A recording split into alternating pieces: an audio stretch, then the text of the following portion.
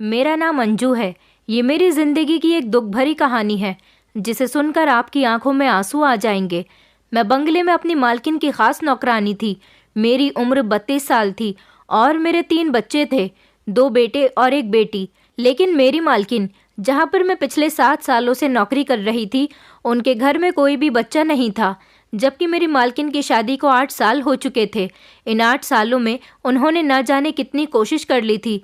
बड़े से बड़े डॉक्टर से इलाज कर लिया था और पंडित, तांत्रिक बाबा न जाने किस किस को अपनी परेशानी के बारे में बताया था। फिर भी उनके पास औलाद नहीं आ सकी थी। शायद उनके भाग्य में अभी तक औलाद नहीं थी। मुझे मेरी मालकिन बहुत ज़्यादा प्यारी थी। मेरे मालिक और मालकिन के बीच लव मैरिज हुई थी। अपनी शादी के पूरे 1 साल बाद उन्होंने मुझे अपने घर में नौकरी पर रखा था। मैं उनकी सबसे भरोसेमंद नौकरानी साबित हुई थी, इसलिए वो अपनी हर अच्छी बुरी बात मुझसे शेयर करती थी। मुझसे उनका दुख देखा नहीं जाता था। मेरे मालिक को भी बच्चे बहुत अच्छे लगते थे। उनका कहना था कि चाहे कुछ भी हो जाए, उन्हें तो बच्चा ही चाहिए। दोनों पति पत्नी के बीच इतनी ज़्यादा मोहब्बत थी, लेकिन मालकिन के बच्चा ना होने की वजह से मालिक उनसे खफा खफा से रहने लगे थे और उनका कहना था कि मुझे तो सिर्फ बच्चा ही चाहिए, कुछ भी करके मुझे अपना खून चाहिए। मैं अपने माता पिता का इकलौता बेटा था। मेरे माता पिता के मरने के बाद मैं अपनी पीढ़ी को यहाँ तक लेकर आया हूँ। मैं चाहता हूँ कि मेरा भी अपना बच्चा हो और वो मेरे ख़ानदान को आगे बढ़ाए।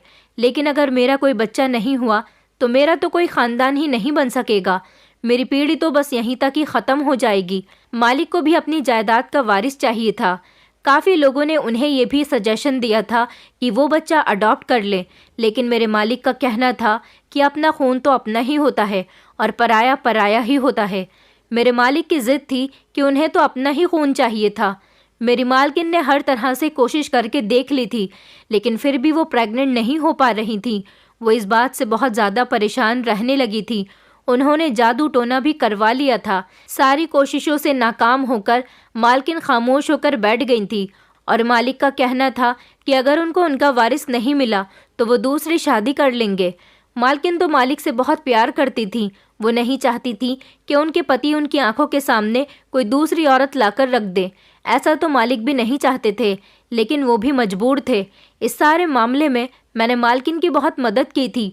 वो जिस भी तांत्रिक बाबा के पास जाती थी, मुझे अपने साथ लेकर जाती थी। इस मदद का आज तक मुझे बहुत फ़ायदा मिला था, लेकिन इस बार तो मालिक ने दूसरी शादी करने का पक्का इरादा कर लिया था और उन्होंने कहा था कि वो किसी भी हाल में अपना डिसीजन नहीं बदलेंगे, क्योंकि इससे पहले भी मालिक मालकिन से ज़िद कर बैठे थे कि उन्हें अपने बच्चे की खातिर दूसरी शादी करनी ही होगी, लेकिन प्यार वो हमेशा मालकिन से ही करेंगे। मालकिन उनकी ये बात सुनकर बहुत ज़्यादा रोती थी और मालकिन की आंखों में मालिक कभी आंसू नहीं देख सकते थे। हर बार मालिक मालकिन के आंसू देखकर अपने आप को दूसरी शादी करने से रोक लिया करते थे, जबकि वो मालकिन को पूरा भरोसा दिलाते थे कि जो वैल्यू उनके दिल में मालकिन की है, उनकी जगह वो कभी उस दूसरी पत्नी को नहीं देंगे। उन्हें सिर्फ दूसरी पत्नी से बच्चा चाहिए, क्योंकि मालकिन मालिक की मोहब्बत थी और उनका कहना था कि मेरी मोहब्बत हमेशा ही मेरे लिए मेरी पत्नी ही रहेगी। अब तो मालकिन की जान पर भी बनाई थी। अब तो कोई जादू टोना भी काम नहीं करने वाला था। मालिक ने अब जो फैसला कर लिया था सो कर लिया था। मालकिन बहुत ज़्यादा परेशान थी। मैं उन्हें देख रही थी कि वो रो रही थी। उनकी हालत बहुत ज़्यादा ख़राब थी। वो अपने कमरे में आंखों में आंसू लिए इधर से उधर चक्कर काट रही थी। मैंने उनसे कहा कि मालकिन, आप परेशान मत हो, सब ठीक हो जाएगा, कुछ भी गलत नहीं होगा। तो उन्होंने कहा कि तुम्हें नहीं पता है अंजू, मैं अपने पति की दूसरी पत्नी को बर्दाश्त नहीं कर सकती। मैं नहीं चाहती कि एक ही घर में रहते हुए मेरी सूरत पर मेरी सौतन आ जाए। मैं अपने पति से बहुत प्यार करती हूँ। मुझे नहीं पता था कि शादी के बाद भगवान मुझे औलाद नहीं देगा और इस वजह से मेरे पति के दिल में मेरे लिए मोहब्बत कम हो जाएगी, बल्कि ख़त्म ही हो जाएगी। मैंने मालकिन को तसल्ली दी और कहा कि ऐसा नहीं है मालकिन, मालिक आपसे बहुत प्यार करते हैं और वो मजबूरी में ही दूसरी शादी करना चाहते हैं। मालकिन कहने लगी, क्या तुम्हें पता है कि जब मेरे पति की दूसरी पत्नी इस घर में आ जाएगी और वो उन्हें बच्चा पैदा करके दे देगी, तो उनके दिल में मेरे लिए जो बची कुची मोहब्बत है वो भी ख़त्म हो जाएगी, क्योंकि मैं तो उनको बच्चा नहीं दे सकी। वो औरत उनका बच्चा देगी तो मेरे पति उसी को और उसके बच्चे को ही ज़्यादा वैल्यू देंगे। फिर तो मेरी इज्जत इस घर में 2 कौड़ी की भी नहीं रहेगी और ऐसा मैं बिल्कुल नहीं चाहती हूँ। हाँ, ऐसा ज़रूर है कि मेरा पति किसी दूसरे का बच्चा ले ले, लेकिन सारी ज़िंदगी के लिए मेरे ही घर में मेरे सामने सौतन को लेकर ना आए। मेरी इस शहर में भी कोई इज्जत है। मैं एक बहुत बड़े बिजनेसमैन की बेटी हूँ और तुम जानती हो कि मैंने बहुत ज़्यादा जिद करके अपने पति से शादी की है। मेरे पेरेंट्स तो शादी के लिए तैयार ही नहीं थे। अगर उन लोगों को ये बात पता चल गई तो वो भी मुझसे कहेंगे कि ये तुम्हारी ही गलती का नतीजा है। मैं उन लोगों से भी कुछ नहीं कह सकती।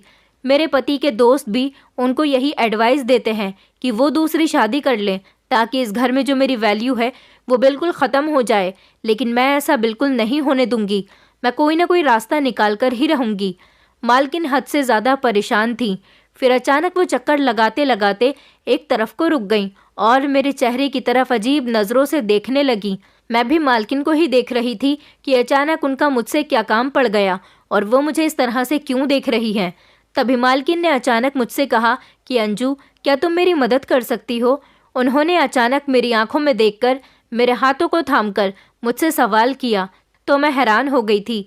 मैंने उनसे कहा कि हाँ, मैं तो हमेशा आपका काम करने के लिए तैयार रहती हूँ। आपको ऐसा कहने की बिल्कुल ज़रूरत नहीं है।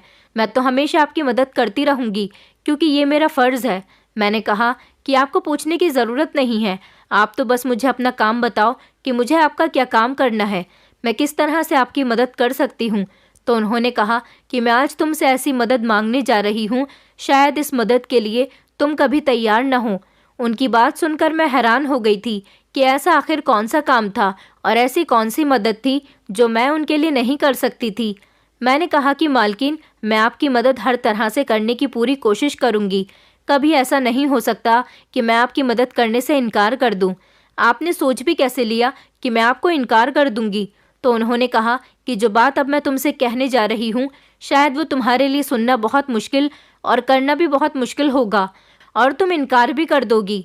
उनकी बात सुनकर मुझे सच में बड़ी हैरानी हुई थी कि आखिर ऐसी कौन सी मदद थी जो वो मुझसे चाहती थी, लेकिन अगले ही पल उन्होंने मेरी आंखों में देखकर मुझसे ऐसी मदद मांग ली थी जिसे सुनकर मेरे पैरों तले से ज़मीन निकल गई थी। मालकिन की बात सुनकर एक पल के लिए मैं शॉक्ड रह गई थी। वो मेरे चेहरे के एक्सप्रेशन देख रही थी और समझ गई थी कि मैं कंफ्यूज हो गई हूँ। फिर मेरी तरफ देखकर कहने लगी, मैं जानती थी कि तुम मेरी मदद नहीं करोगी इस मामले में, क्योंकि ये काम बहुत मुश्किल है और कोई भी औरत इस काम को इतनी आसानी से नहीं करेगी। फिर मैंने कहा कि मालकिन, ऐसा कैसे हो सकता है? मैं इतना बड़ा काम कैसे कर सकती हूँ, वो भी किसी को बिना बताए? और इस काम से जितना नुकसान मुझे होगा उससे कहीं ज़्यादा आपको ही होगा। मैं आपकी मदद कर दूंगी, लेकिन मैं सोच में पड़ गई थी। मुझे देखकर मालकिन ने कहा कि तुम मेरी मदद करोगी तो मैं तुम्हें इसकी भारी कीमत दूंगी। मैं तुम्हें अपने इस काम के बदले पूरे 50 लाख रुपए दूंगी। 50 लाख की रकम के बारे में सुनकर तो मेरे होश ही उड़ गए थे। मैंने कभी ज़िंदगी में इतने ज़्यादा पैसे नहीं देखे थे। मेरी आंखों के सामने 50 लाख रुपए लहराने लगे थे, क्योंकि मैं बहुत ज़्यादा गरीब थी।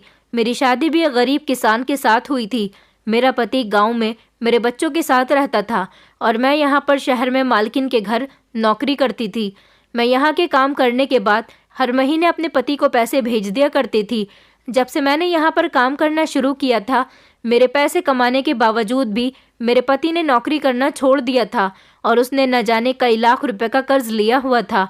हमारा कर्ज लगभग 5-6 लाख रुपए का था। ये 50 लाख रुपए हमारे बहुत काम आने वाले थे।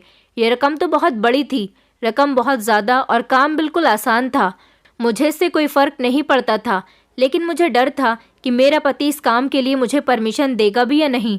वैसे मुझे पूरी उम्मीद थी कि मेरा पति जब 50 लाख रुपए की रकम के बारे में सुनेगा तो फ़ौरन ही इस काम के लिए तैयार हो जाएगा। यही सोचते हुए मैं फ़ौरन मालकिन का काम करने के लिए तैयार हो गई थी। मैंने कहा कि मैं आपकी मदद करने के लिए तैयार हूँ, लेकिन आपको इस काम के लिए मालिक को भी तो तैयार करना होगा। फिर मैंने मालकिन से कहा कि इस बारे में अगर किसी बाहर वाले को पता हो गया तो आपको पता है कि लोग कितनी बुरी बुरी बातें बनाएंगे और आपकी रेपुटेशन पर भी फ़र्क पड़ेगा। और तो और सबसे बड़ी बात यह है कि क्या मालिक इस काम के लिए राज़ी हो जाएंगे? मालकिन कहने लगी, जब मेरा पति दूसरी शादी करने के लिए तैयार है तो इस काम के लिए तो बहुत आसानी से तैयार हो जाएगा। तुम्हें पता है कि मैं ये बात अपने दिल पर पत्थर रखकर कह रही हूँ। मैंने कहा, मालकिन, आप एक बार मालिक से बात कर लो, उसके बाद ही हम इस काम की शुरुआत करेंगे। ये बहुत बड़ा काम है और बहुत रिस्की काम है। आप सोच लो और समझ लो। मालकिन कहने लगी, मुझे पता है ये कोई छोटी मोटी बात नहीं है, बल्कि बहुत बड़ी बात है। मैंने मालकिन से कहा, आप एक बार फिर से सोच लो, ऐसा न हो कि बाद में आपको पछताना पड़े। मालकिन ने कहा, मैंने बड़ी मुश्किल से ये फैसला किया है और अब मैं अपने फैसले से मुकरने वाली नहीं हूँ। तुम मेरी फिक्र मत करो, मैं खुद पर कंट्रोल कर लूँगी। बस तुम मेरी मदद करने के लिए तैयार हो जाओ। ऐसा न हो कि सब कुछ ख़त्म हो जाए। मालकिन अपने इरादे की पक्की थी। उन्होंने इरादा कर लिया था और वो पीछे हटने वालों में से नहीं थी। उन्होंने कहा कि वो सारी ज़िंदगी के लिए सौतन बर्दाश्त नहीं कर सकती, लेकिन एक रात के लिए परेशानी से ज़रूर गुजर सकती हूँ, इसलिए उन्हें ये सब करना ही होगा। मैंने भी अपने दिल को पक्का कर लिया था। ये काम मेरे लिए भी बहुत बड़ा था। पहले तो मुझे अपने पति से परमिशन लेनी थी, उसके बाद मुझे इस काम को अंजाम देना था। ये काम सच में दिल दहला देने वाला था। अगर मेरे पति ने मुझे इजाज़त दे दी तो मैं हर तरह से मालकिन की मदद करने के लिए तैयार हूँ, और जितना हो सकता है लोगों से हमने इस बात को छुपाकर ही इस काम को अंजाम देना था, क्योंकि लोगों के सामने अगर मालिक और मालकिन की पोल खुल जाएगी तो लोग उन्हें गलत समझेंगे। वैसे मुझे मालिक से भी डर लग रहा था, क्योंकि मालिक गुस्से के बहुत तेज थे। वो मालकिन से बहुत प्यार करते थे, लेकिन जब उन्हें पता चलेगा कि मालकिन ने ही इस तरह का प्लान बनाया है तो ना जाने उनका क्या रिएक्शन होगा। मालकिन के बताए हुए प्लान पर हम दोनों ने एक ही साथ ध्यान देना शुरू कर दिया था। मैंने अपने पति को फ़ोन कर दिया था और मालकिन को अब मालिक के आने का इंतज़ार था। दरअसल हमारा प्लान ये था कि मालकिन ने कहा था कि तुम मेरे पति का बच्चा पैदा करोगी, क्योंकि मैं ज़िंदगी भर की सौतन तो बर्दाश्त नहीं कर सकती, लेकिन एक दिन के लिए अपने पति को किसी दूसरी औरत के साथ सिर्फ बच्चे की खातिर बर्दाश्त करने में कोई हर्ज नहीं। सिर्फ एक रात की ही तो बात है।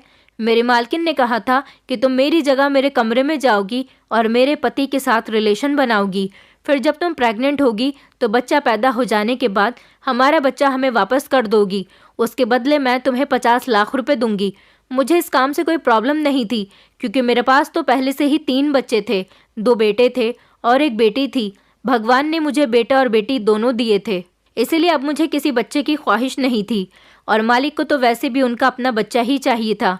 अगर वो ये काम किसी और से कहते तो उनके रेपुटेशन पर फ़र्क पड़ सकता था। मैं उनके घर में रहती थी और उनकी परेशानी को अच्छी तरह से समझती थी, इसलिए उन्होंने ये काम मुझे करने के लिए कहा था। लेकिन एक औरत के लिए ये काम बहुत मुश्किल है कि वो अपने पति के साथ किसी दूसरी औरत को बर्दाश्त करे। ये भी मालकिन की एक बहुत बड़ी मजबूरी थी। लेकिन मालकिन ने इस काम के साथ साथ मुझे एक शर्त भी बताई थी। उन्होंने कहा था कि अंजू, मुझे माफ़ कर देना, मर्द की फितरत कभी भी बदल सकती है, इसलिए मैं तुम्हें ये बात कह रही हूँ कि बच्चा पैदा हो जाने के बाद तुम अपने गांव अपने पति के पास चली जाना। उसके बाद हम तुम्हें अपने घर में नौकरी पर नहीं रख सकते। मुझे मालकिन की ये बात बहुत बुरी लगी थी। मैंने उनसे कहा था कि फिर मैं कहाँ काम करने जाऊंगी और मेरे घर का गुजारा कैसे चलेगा। मालकिन ने कहा कि 50 लाख रुपए मिल जाने के बाद तो तुम्हें नौकरी करने की ज़रूरत ही नहीं है, और दूसरी बात ये कि अगर फिर भी तुम्हें दिक्कत हुई तो मेरा नंबर तुम्हारे पास है, तुम मुझे कॉल कर सकती हो। तुम्हें जितने भी पैसों की ज़रूरत होगी मैं तुम्हें देती रहूँगी, क्योंकि मैं तुम्हारी सारी ज़िंदगी की एहसानमंद हो जाऊँगी, इसलिए सारी ज़िंदगी तुम्हारी मदद भी करती रहूँगी। मालकिन की ये बात सुनकर मैं बहुत खुश हो गई थी। मैंने अपने पति को कॉल लगाई और उसको ये सारी बात बता दी थी। पहले तो मेरे पति को इस बात पर गुस्सा भी आया, क्योंकि मर्द है, जाहिर सी बात है, कोई भी मर्द अपनी पत्नी को दूसरे मर्द के हवाले नहीं कर सकता। लेकिन मेरा पति लालची आदमी था, उसका दिमाग भी थोड़ा गलत हरकतों में फंसा हुआ था। मेरी बेटी थी, वो अपने दोनों भाइयों का ख्याल रखती थी और खाना वगैरह बना लिया करती थी। मैं जो पैसे यहाँ से भेजती थी मेरा पति उन्हें दोनों हाथों से लुटाता था, और उसने काम करना तो बिल्कुल छोड़ दिया था, सिर्फ मेरे पैसों से अय्याशी करता था। पहले वो किसान था और मेहनत मजदूरी से पैसे कमाता था, पर ये मैंने बहुत बड़ी गलती कर दी थी कि मैंने नौकरी करना शुरू कर दिया था। 50 लाख रुपए की रकम के बारे में सुनकर मेरे पति ने मुझे फ़ौरन परमिशन दे दी थी, और उसने कहा था कि उसे कोई एतराज़ नहीं है, उसे तो सिर्फ पैसों से मतलब है। मैंने जब मालकिन को बताया कि मेरा पति राज़ी हो गया तो मालकिन बहुत खुश हो गई थी, और मालकिन ने जब मुझे ये बताया कि उनके पति भी खुश हो गए हैं, पहले तो वो भी थोड़े नखरे दिखा रहे थे, लेकिन उन्हें भी औलाद चाहिए थी और अपना ही खून चाहिए था, इसलिए वो भी इस काम के लिए तैयार हो गए थे। रात होते ही मालकिन ने मुझे मालिक के कमरे में भेज दिया। आज मैंने मालकिन की आंखों में आंसू देखे थे। आज उन्हें इस तरह से तड़पते हुए देखा था जैसे कोई मछली बिन पानी के तड़पती है। कभी कभी औरत इतनी मजबूर हो जाती है कि उसे जो नहीं करना होता, मजबूरी की वजह से वो भी करना पड़ जाता है। आज मैं मालकिन को बहुत लाचार और मजबूर होते हुए देख रही थी। उन्होंने मुझे गले से लगाया और कहा कि मुझे निराश मत करना। जिस इरादे से मैं तुम्हें भेज रही हूँ, भगवान करे मेरा वो इरादा पूरा हो जाए और मेरे पति को औलाद मिल जाए, ताकि मेरे बच्चे की कमी पूरी हो जाए और मेरा पति भी मुझसे अलग न हो। मैं मालिक के कमरे में चली गई थी और मालकिन नींद की दवाई खाकर अपने कमरे में सोने के लिए चली गई थी। वो रात शायद मालकिन के लिए कांटों पर गुजरी थी। जैसा हमने सोचा था वैसा ही हुआ था। हमें ज़्यादा इंतज़ार करने की ज़रूरत नहीं पड़ी थी और जल्दी ही मेरी तबीयत पहले दिनों से ख़राब रहने लगी थी। मालकिन ने मुझे शहर की सबसे अच्छी डॉक्टर के यहाँ दिखाया था। डॉक्टर ने मुझे गुड न्यूज़ सुना दी थी तो मालकिन और मालिक बहुत ज़्यादा खुश हो गए थे। मालकिन से ज़्यादा तो मालिक खुश थे। उनकी तो खुशी का ठिकाना ही नहीं था। पहली कामयाबी तो हमें मिल चुकी थी। भगवान ने हमें ज़्यादा इंतज़ार नहीं करवाया था। सारे रास्ते मेरी आंखों के सामने 50 लाख रुपए की रकम थी और उधर मैंने नोटिस किया था कि मालिक और मालकिन भी बहुत ज़्यादा खुश थे। उन दोनों की आंखों के सामने बच्चा घूम रहा था। अपने सारे रिश्तेदारों के सामने मालिक ने ये खबर फैला दी थी कि मालकिन प्रेग्नेंट है, क्योंकि किसी को भी ये नहीं बताना था कि ये बच्चा मालकिन की कोख से नहीं बल्कि मेरी कोख से जन्म लेगा। मालिक के सारे रिश्तेदार भी बहुत खुश हो गए थे, क्योंकि मालिक भी ये नहीं चाहते थे कि वो दूसरी शादी करें। वो तो मजबूर होकर ऐसा करने की कोशिश कर रहे थे। अगर मालिक को दूसरी शादी करनी होती तो वो काफ़ी सालों पहले ही कर चुके होते। लोग तो बच्चा ना हो तो 2-3 साल के बाद ही दूसरी शादी की तैयारी शुरू कर देते हैं। मालिक तो फिर भी मालिक थे और फिर इतने अमीर थे, कोई भी औरत उनसे आसानी से शादी कर लेती। लेकिन अब की बार तो उन्होंने पक्का इरादा कर लिया था। ज़माने के और रिश्तेदारों के दबाव में आकर वो दूसरी शादी के लिए तैयार हो गए थे। अब उन दोनों ने राहत की सांस ली थी, क्योंकि अब उनकी सालों पुरानी तमन्ना पूरी होने वाली थी। मालिक की खुशी देखकर तो मुझे एक लम्हे के लिए घबराहट हो गई थी। शुरू में मुझे लगा कि सब अच्छे से ही हो जाएगा, लेकिन पता नहीं क्यों जैसे जैसे दिन गुजरते जा रहे थे मेरी घबराहट बढ़ती चली जा रही थी। मैं परेशान थी और मालिक और मालकिन अपने बच्चे के आने के सपने देख रहे थे। वो दोनों पति पत्नी मेरा बहुत ख्याल रख रहे थे। मुझे बहुत अच्छा लग रहा था कि मैं उनके घर में रह रही थी और इतने सालों से मैं उन लोगों की सेवा कर रही थी। आज भगवान ने वो वक्त ला दिया था कि ये दोनों पति पत्नी मेरी इस तरह से सेवा कर रहे थे जैसे मैं इस घर की मालकिन हूँ और ये मेरे नौकर हैं। लेकिन हमारे लिए एक नई मुसीबत आ गई थी। मालकिन के रिश्तेदारों को जब पता चला कि वो प्रेग्नेंट है तो काफ़ी सारे लोग उनसे मिलने के लिए आ रहे थे और उनसे न जाने किस किस तरह के सवाल कर रहे थे। मालकिन तो प्रेग्नेंट नहीं हुई थी, इसलिए उनके पास हर सवाल का जवाब नहीं होता था। वो कंफ्यूज हो जाती थी। इस बात से परेशान होकर मालिक ने कहा कि हमारा बंगले में रहना ठीक नहीं है। यहाँ पर कोई ना कोई आता जाता रहता है और मालकिन की प्रेगनेंसी का तो किसी किसी को यकीन भी नहीं आ रहा था। मालिक ने कहा कि ऐसा न हो कि लोगों को गड़बड़ का एहसास होने लगे। इतने मेहमानों के आने की वजह से मालकिन और मुझे हम दोनों को ही परेशानी का सामना करना पड़ रहा था, क्योंकि मालकिन को आराम करना होता था और मुझे घर का सारा काम करना पड़ जाता था। इसलिए मैंने मालकिन को एडवाइस दी कि हम उनके दूसरे शहर में बने हुए रिजॉर्ट में रहने के लिए चले जाते हैं। वहाँ पर हम आराम से वक्त गुजार लेंगे और मालिक अपने रिश्तेदारों को बता देंगे कि मालकिन अपने मायके में जाकर रह रही है। इस तरह से कोई भी रिजॉर्ट में नहीं आएगा और हम लोग वहाँ पर आसानी से टाइम पूरा कर लेंगे। मालिक को भी मेरा ये आइडिया अच्छा लगा था। मालिक ने अपने रिजॉर्ट में मुझे और मालकिन को शिफ्ट करवा दिया था। इस रिजॉर्ट में कोई नहीं था। हमारे साथ मालिक ने एक चौकीदार और एक नौकरानी को भेज दिया था हमारा ख्याल रखने के लिए, क्योंकि मैं अभी तक कोई काम नहीं कर रही थी। उधर बंगले में अगर कोई मेहमान आ जाता तो मुझे काम करना पड़ जाता था, ताकि किसी को हम पर शक न हो।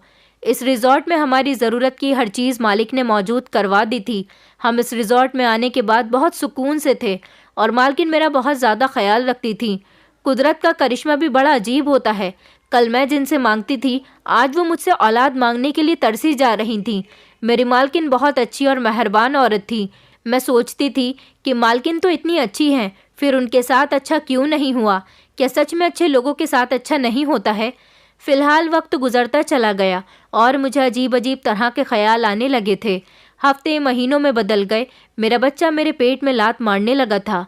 पहली बार जब उसने मेरे पेट में हरकत करनी शुरू की थी तो मुझे अजीब सा एहसास महसूस हुआ था। आधी रात को अचानक मेरी आंख खुल गई और मैं उठकर बैठ गई थी। मैंने अपने पेट पर जैसे ही हाथ फेरा, अंधेरे में मुझे कुछ अजीब सा महसूस हुआ था। मुझे महसूस हुआ कि मेरा बच्चा मुझे पुकार रहा है, मुझसे कह रहा है कि माँ, मैं आपका बच्चा हूँ, मुझे किसी को मत दो, मैं तुम्हारा हूँ, मुझे अपने साथ रखो। इसी तरह के सपने मुझे हर रोज़ आने लगे थे। सारी सारी रात में जागकर गुजारने लगी थी और ज़्यादा जागने की वजह से मेरे अंदर वीकनेस होने लगी थी। मेरा दिल धीरे धीरे बदलने लगा था, क्योंकि अब हर रात मेरे साथ ऐसा ही होता था। रातों को मेरा दिल ही नहीं, मेरे दिल के साथ साथ मेरी नीयत भी बदल रही थी। मैं परेशान थी। मुझे अब 50 लाख रुपए झूठे और बेकार लग रहे थे। मुझे लग रहा था कि 3 बच्चे होने के बाद मुझे अब और बच्चों की चाहत नहीं होगी। मेरे लिए पैसा ज़रूरी था, बच्चे नहीं। बच्चे तो मुझे पहले ही मिल चुके थे और मेरी कोई ख्वाहिश भी नहीं थी, क्योंकि बेटा और बेटी दोनों ही मेरे पास थे। मुझे क्या पड़ी थी कि मैं बेवजह एक और बच्चा पैदा कर लूं, क्योंकि महंगाई का दौर है। इस दौर में अपना खाना पीना ही मुश्किल से चल रहा है। ऊपर से बच्चों को पालना तो बहुत भारी काम है। लेकिन अब मेरा ख्याल गलत साबित हो गया था, और बच्चा पहला हो या आखिरी, अपनी औलाद तो अपनी ही होती है। मेरी मालकिन ने मेरी परेशानी को भांप लिया था। एक दिन मैंने मालकिन और मालिक को आपस में बातें करते हुए सुन लिया था। मालकिन मालिक से कह रही थी कि कहीं ऐसा न हो मौके पर अंजू की नीयत बदल जाए। मालिक ने कहा कि ऐसा नहीं हो सकता, उसकी नीयत कभी नहीं बदलेगी, क्योंकि उसके पास पहले से ही बच्चे हैं। उसे पैसों की ज़रूरत है, बच्चों की नहीं। वो मुझसे भी बार बार सवाल करती थी कि मैं इतनी खामोश क्यों रहती हूँ। मालिक हर हफ्ते रिजॉर्ट का चक्कर लगाने के लिए आते थे और मेरे लिए बहुत सारे फ्रूट्स, जूस और ज़रूरत का हर सामान लेकर आते थे। हर महीने मेरा डॉक्टर से ट्रीटमेंट भी चल रहा था। फिर जैसे तैसे वो दिन भी आ गया था। डॉक्टर ने मुझे डिलीवरी की डेट दे दी थी। ये बात मेरी मालकिन ने फ़ौरन मालिक को बताई तो मालिक बहुत ज़्यादा खुश हो गए थे। मालिक ने मेरे इलाज के लिए मालकिन को बहुत सारे पैसे दे दिए थे और कहा था कि किसी भी चीज़ में कोई कमी नहीं आनी चाहिए। इधर मेरा दिल बार बार अपने इस बच्चे के लिए परेशान था। रात का टाइम था और मालकिन ने मुझे कहा कि सुबह हमें हॉस्पिटल जाना है, क्योंकि मेरा बच्चा पैदा होने में सिर्फ अब आज रात ही रह गई थी। अगले दिन लगभग 10 बजे के टाइम पर मुझे हॉस्पिटल में जाकर एडमिट होना था, क्योंकि डॉक्टर ने डिलीवरी की डेट दे दी थी और मेरा ऑपरेशन होना है। ये बात सुनकर तो मुझे डर लगने लगा था और फिर मेरा ऑपरेशन होगा। मैंने दिल में सोचा कि मैं अपना बच्चा किसी को नहीं दे सकती, मेरा बच्चा है। मैं इसे 50 लाख रुपए की वजह से किसी दूसरे के हवाले नहीं करूंगी। भले ही इस बच्चे का पिता मालिक थे, लेकिन माँ तो मैं थी जो उसको जन्म देने वाली थी। पिता से ज़्यादा ममता माँ के दिल में होती है, जो पूरे 9 महीने तकलीफ में चलकर उसे अपनी कोख में रखती है। और भला मैं अपने बच्चे को 9 महीने अपने पेट में रखने के बाद किसी दूसरी माँ की गोद में कैसे डाल सकती थी? अपने शरीर के अंग को मैं किसी और के हवाले नहीं कर सकती थी। मैंने सोच लिया था कि ये बच्चा मेरा है। मैं इसे 50 लाख रुपए में तो क्या, 50 करोड़ में भी किसी को नहीं दूंगी। मेरी नियत और मेरा इरादा दोनों ही बदल चुके थे। मैंने देखा मालकिन रात होने के बाद अपने कमरे में जाकर सो चुकी है। मैंने जल्दी से अपना सामान पैक किया और चुपके से मैं वहाँ से भाग गई थी। मुझे तकलीफ भी होनी शुरू हो गई थी, क्योंकि मेरी डिलीवरी की डेट दी जा चुकी थी। मैं जल्दी से निकल आई और रातों रात मैंने रात वाली बस पकड़ी और बस में सवार हो गई। मुझे लग रहा था कि अब मैं ज़्यादा बर्दाश्त नहीं कर सकती। मैंने कभी ऑपरेशन नहीं करवाया था, क्योंकि मेरे तीनों बच्चे नॉर्मल पैदा हुए थे। मुझे इस दर्द की आदत हो चुकी थी।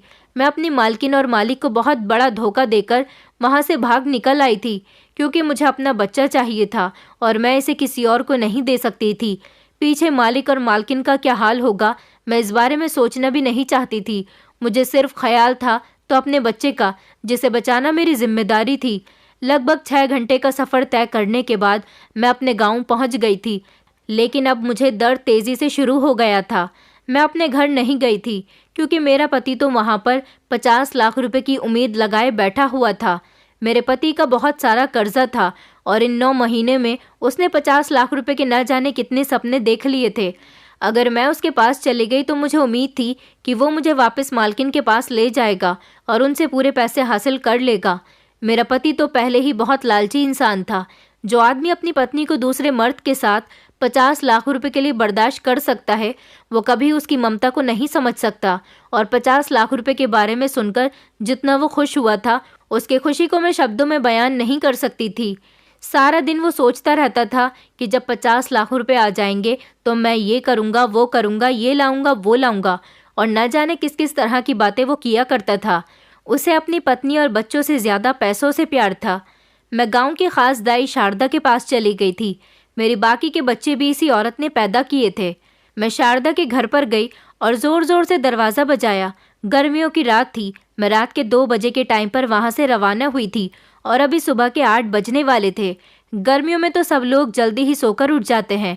दाई या डॉक्टर्स को तो आदत होती है कि कभी भी उनके पास पेशेंट आ जाए उसको हैंडल कर लेती हैं। दाई ने जैसे ही दरवाज़ा खोलकर मुझे देखा तो वो बड़ी हैरान हो गई थी और कहने लगी थी कि अब की बार तुम शुरुआत के ही दिनों में मेरे पास नहीं आई हो। तुम्हारे बच्चे तो काफ़ी बड़े हो गए। तुमने काफ़ी सालों बाद बच्चे की पैदाइश के बारे में सोचा। मैंने कहा, शायद भगवान की यही मर्जी थी। ये कहकर मैं खामोश हो गई थी। वो मुझसे और ज़्यादा बातें कर रही थी। मैंने उनसे कहा कि ज़्यादा बातों का टाइम नहीं है, मुझे दर्द हो रहा है, मेरी डिलीवरी का टाइम आ गया, इसलिए मैं आपके पास आई हूँ। मुझे मेरा बच्चा सही सलामत चाहिए। जल्दी मुझे मेरा बच्चा डिलीवर करके दे दो। मुझे बस यही परेशानी हो रही थी कि कहीं मालिक के आदमी यहाँ पर ना आ जाएं और मुझसे मेरा बच्चा न छीन ले। मुझे जल्दी से जल्दी अपना बच्चा यहाँ से लेकर कहीं दूर जाना होगा। मुझे मालिक और मालकिन से डर लग रहा था और ये भी डर था कि कहीं मेरा पति लालच में आकर ये बच्चा मालकिन को पहुँचा देगा, इसलिए मैं अपने घर भी वापस नहीं जाऊँगी। डर और परेशानी की वजह से मेरा बुरा हाल हो रहा था।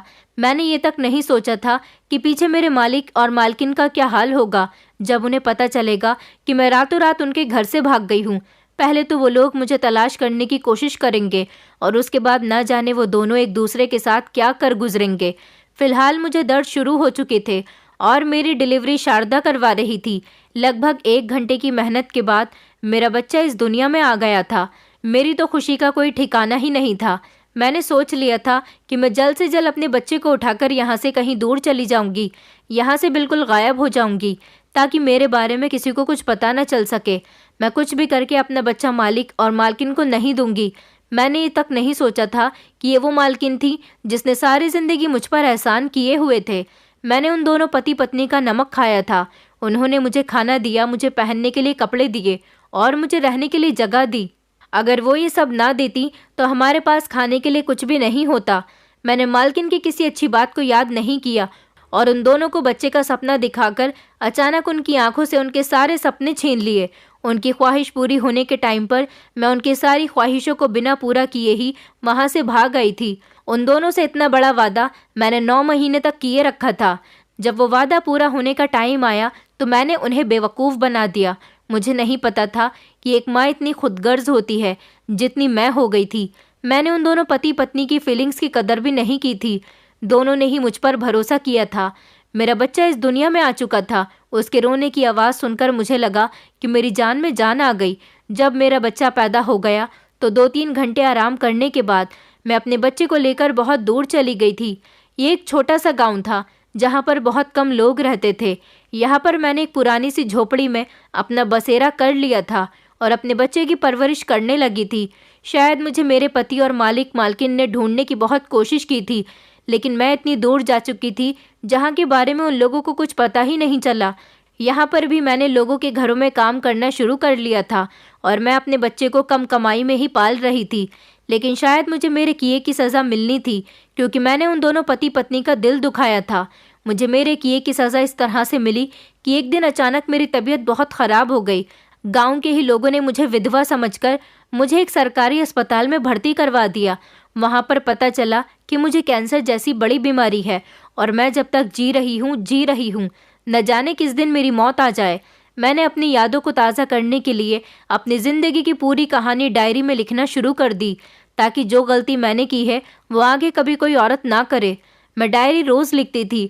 देखते ही देखते मेरा बेटा 15 साल का हो गया। मेरा बेटा बचपन से ही बहुत समझदार था, क्योंकि मालिक भी बहुत समझदार और ईमानदार आदमी थे। वो हूबहू अपने पिता पर गया था। भगवान ने मेरे बेटे की परवरिश करने के लिए शायद मुझे 15 साल तक जिंदा रख लिया था। एक दिन न जाने कैसे मेरे बेटे के हाथ में वो डायरी लग गई। उसे मैं गांव के ही सरकारी स्कूल में फ्री में पढ़ा रही थी। मेरा बेटा पढ़ाई में बहुत अच्छा था, इसे वो पढ़ना लिखना जल्दी ही जान गया था।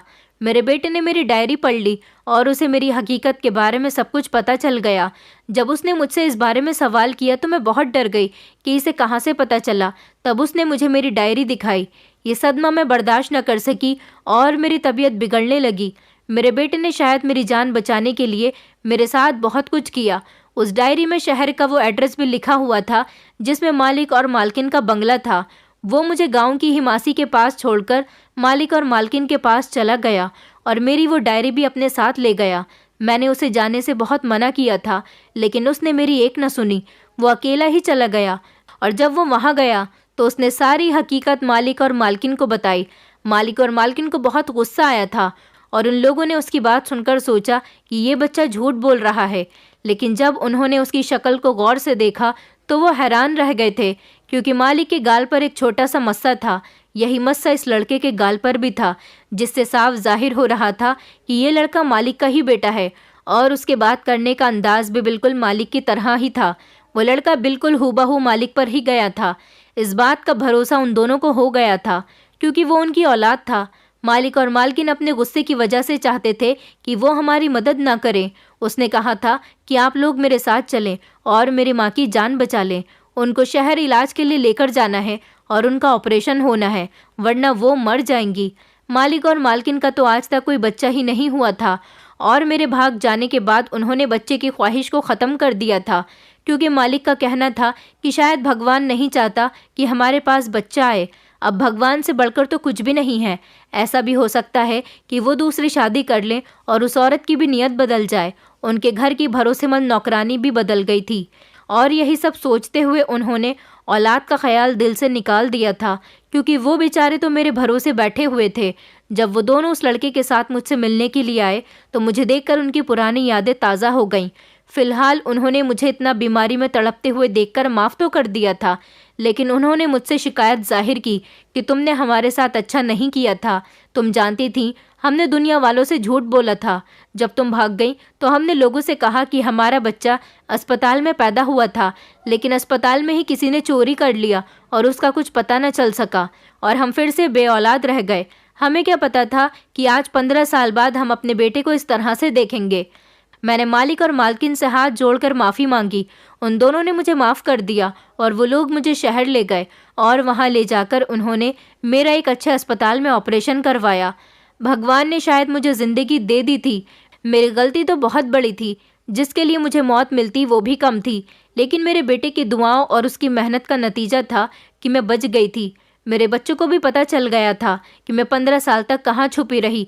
मेरा पति तो 10 साल पहले किसी एक्सीडेंट में मर गया था और मेरे बच्चों ने मुझे तलाश करने की बहुत कोशिश की।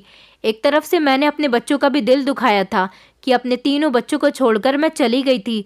मेरे तीनों बच्चे जवान हो गए थे और इधर जो मालिक का बेटा था वो 15 साल का था। 15 साल तक वो मालिक और मालकिन से दूर रहा। मैंने मालिक और मालकिन का बेटा उनको सौंप दिया था, लेकिन मेरा बेटा मुझे ही अपनी माँ समझता था।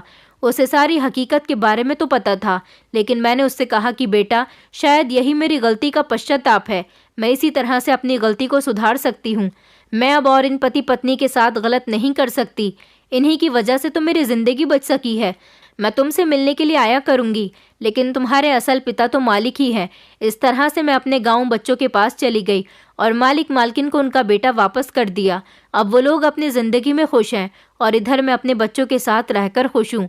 मालिक मालकिन ने इतने सालों बाद भी अपना वादा निभाया और उनका बेटा सौंपने पर मुझे 50 लाख रुपए दे दिए।